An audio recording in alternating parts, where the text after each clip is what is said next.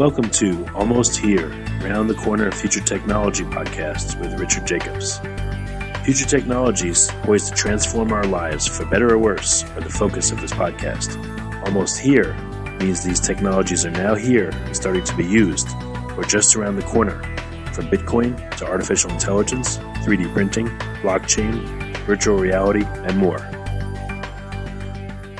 Hello, everyone, and welcome to Future Tech Podcast. I'm your host, Juliette Lamar, and joining us today is Jay Seghers. He is the CEO at Mapfit. Welcome, Jay. Thank you. Thank you for having me. Absolutely. So why don't you give our listeners a little insight into Mapfit, which is your company. Tell us what you do over there. So at Mapfit, we provide real-time and accurate, well-structured maps to power the next generation of applications. So we're effectively a mapping company, and we were founded 3 years ago. And the genesis of the company is really thinking about all the future applications that are being built and future technologies that are being developed at the moment, and the level of mapping and accuracy that they require to fulfill their purpose, right? And that made us kind of evaluate what current mapping technologies are able to deliver, and the additional level of detail and granularity and real-time updates that are required, and how we can build that platform. Very cool. So there's a couple map apps and mapping technologies out there that a lot of people are familiar with.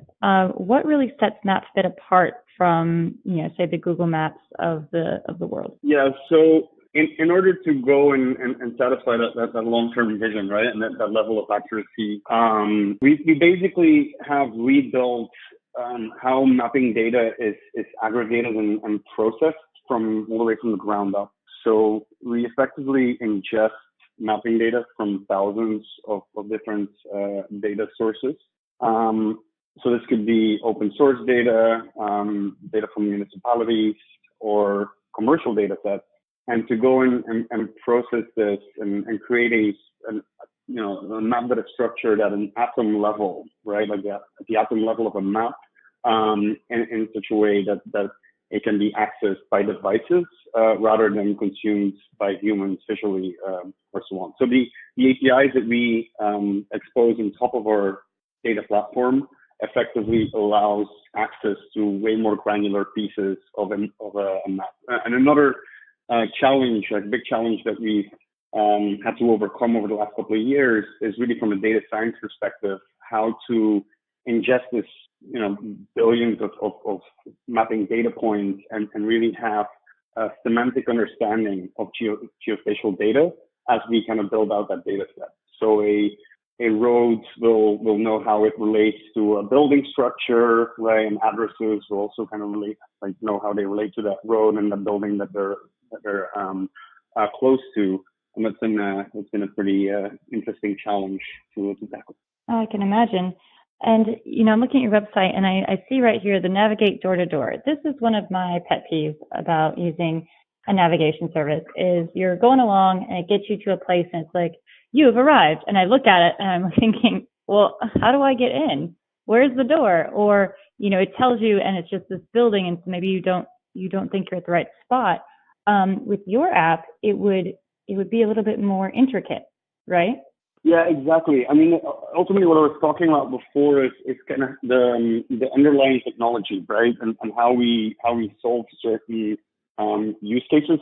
This is one particular use case that I think everybody, people that have been in the mapping industry for a long time, but also consumers, right, and everybody kind of encounters this on pretty much a daily basis. How like the last 100 feet is really something that we still kind of have to figure out ourselves, and especially as it relates to kind of door-to-door navigation or whether deliveries, that's where it often will be somewhat of a pain point, and that's one of those problems that we identified early on, right? Even as we were looking at this kind of broader challenge as like a near-term user experience kind of like problem and challenge that could be addressed and fixed. And that's effectively, as you pointed out, and it's pretty visual on our website. That's like a near-term end product and benefit, if you like, of the Mapfit platform and what it's able to do with all the data it ingests and it structures and restructures. And it's also from a business perspective, that is where we're also working with a number of companies, specifically in the whole on-demand economy industry, right? So think ride sharing and food delivery and so on, where that last 100 feet, either on the pickup, the first 100 feet, I guess, in that point, or on the drop-off, can be made a lot more seamless by having that doorway accuracy. And I guess what is the process of implementing Mapfit into your world? Is it hard to navigate, to migrate things over? What's required, etc.? So we provide a set of developer APIs, SDKs and APIs. So the SDKs will allow you to actually render our maps, right? Typically referred to as map tiles. So that allows you to display a map. The other APIs, for example, our geocoding API or directions API, will allow a company to go and have a starting point and midpoints or waypoints as well, leading to an actual destination, and to go and overlay and display it on a map. So it's pretty seamless and easy to use, for developer friendly, I guess I should say. Very cool. And as far as pricing goes, tell us a little bit about the pricing model that you have.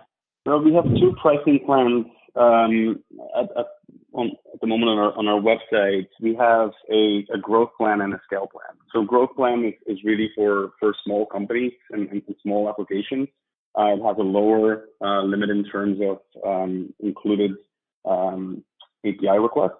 And then we have a scale plan, which is aimed at mid-size companies, which includes a larger number of API requests. We do provide unlimited map views under each plan, and that's just kind of because we believe that's not a constraint that we want to put on developers effectively. And then like the actual API requests that are made on each map view has ultimately sets the pricing. So it is a limit, like, or a certain amount of volume that's included, and obviously if the developer goes over that volume, then we can charge for every 1,000 requests. So the growth plan starts at $50, and the scale plan is roughly like $1,500. So $39 and $13.99 to be exact. Absolutely. So also, what type of coverage do you have for your global coverage? Is it, are you missing any countries? Is it pretty much cohesive? So we provide global coverage. In terms of like the fidelity and the detail of our maps, that is really something we have to develop country by country. We currently provide this in the United States and in Germany, and it's also where our proactive business development efforts are focused. And that's just a matter of building out a comprehensive set of data sources for every market. So our current plan is to first complete like development of North America, and following that, like expand to more markets in Europe. But from a base map perspective and a geocoding perspective, we can provide those services like on a global basis, but we won't have necessarily the same level of doorway accuracy that we can provide in the United States and Germany. And give us a little bit of insight into your background. How did you come to being the CEO at Mapfit, and what is your background in this area? So I've been an early investor in the company and a board member at the company for 2.5 years. So I actually more recently joined as their CEO. My background lies in startups over the last 20 years. As the name might indicate, I'm from Belgium originally. I was born and raised there. I studied there. Started my first company as I was going through university, my first startup, and then subsequently ended up moving to London and been very active in the startup scene there. Started a number of companies and about 7 years ago, started actively investing in startups as well. And that's actually how I ended up at Mapfit as an investor, an early investor and board member, and then subsequently joining the CEO. Fantastic. So working in this specific area, what are some of the places that you want to go with it? You know, what are the next 3 to 5 years looking like for Mapfit? So what we like, I think it's actually helpful to get some context on what we've been working on the past couple of years to help explain where we're headed. So as I mentioned earlier, we've been very focused on effectively aggregating, ingesting, and structuring static mapping data, right? So this is data like the city of New York, for example, might release an update to the mapping data they provide, that they publicly provide every couple of months, right? So as soon as the data becomes available, we will grab a copy of it, ingest it into our platform, and then also make it available to our developers. That's pretty much how mapping platforms today and mapping in general today for most use cases works. And there's a lot of attention nowadays on everything around autonomous vehicles and the 3D mapping and HD mapping that comes with that. So for us, the next couple of years really is about evolving our platform so it can start taking in some of that new telemetry and sensor data that is going to be collected more and more on a daily basis by a growing fleet of devices. So we're working with a couple of partners on this, but there's so many companies, right? There's really over 100 companies today that are working on some 3D or HD mapping efforts of sorts, and they're all producing mapping data and ultimately mapping data that should be made available to people over time. And you can't go and create a map of the entire world, but you can create higher fidelity in certain areas where some of this computer vision and 3D mapping work is being performed, being carried out. And you working in this space for the amount of time you have, what are some of the biggest lessons that you've learned?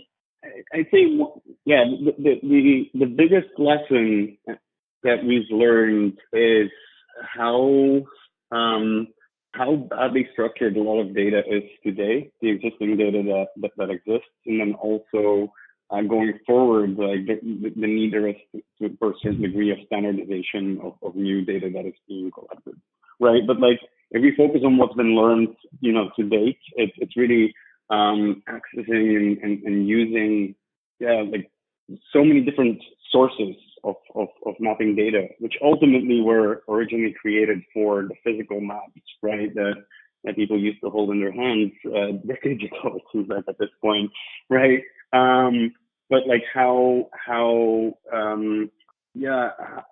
badly structured that data is in a digital sense today, and it's actually that we really had to create a pretty unique data science capability on our end to actually go and take it all in and validate the data, correct the data in certain cases, and really have this kind of geospatial semantic understanding when ingesting data. And that's been a lot more challenging than we originally expected.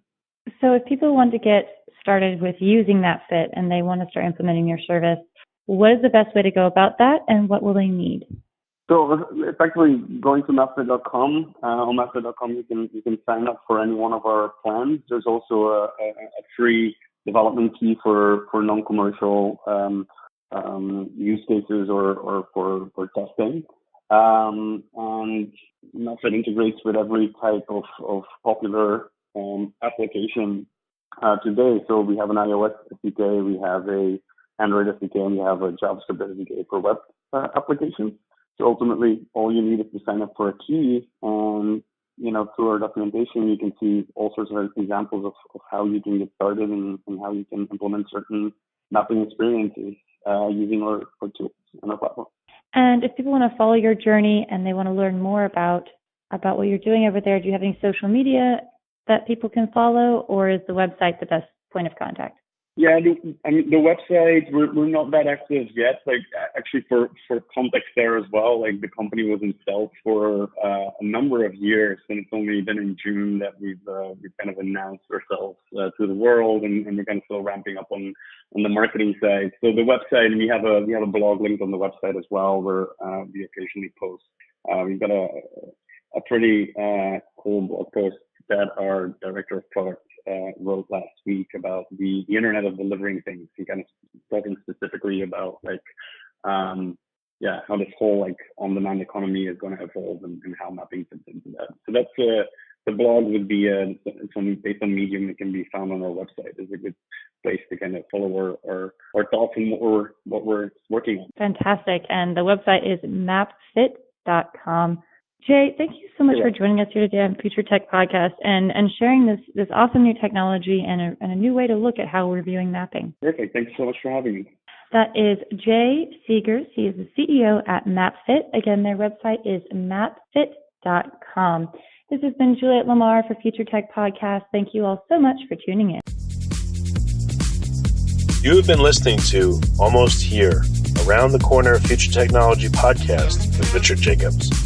Subscribe to this podcast, post a review to discover more future technologies that are poised to transform our lives for better or worse, such as Bitcoin, artificial intelligence, 3D printing, blockchain, virtual reality, and more.